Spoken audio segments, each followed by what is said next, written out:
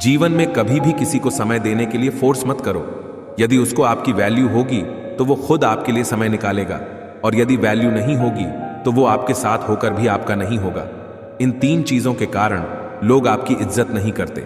पहला, कभी किसी से बातचीत करने के लिए उसके सामने हाथ पांव मत जोड़ो। यदि वो आपसे बातचीत नहीं कर रहा है, इसका मतलब उसको आप में इंटरेस्ट नहीं है। दूसरा, गलतियां वो करते हैं और सॉरी आप कहते हो, इसलिए वो और गलतियां करते हैं और कभी भी अपनी गलतियां नहीं मानते हैं। और तीसरा, हर टाइम हर किसी के लिए अवेलेबल रहना छोड़ दो, नहीं तो इससे आपकी इज्जत कम होती है। पता है जिंदगी में बुरा वक्त क्यों आता है? इसलिए आता है कि जो लोग बार बार चिल्लाते हैं कि वो आपके हैं और उनकी पहचान हो जाती है।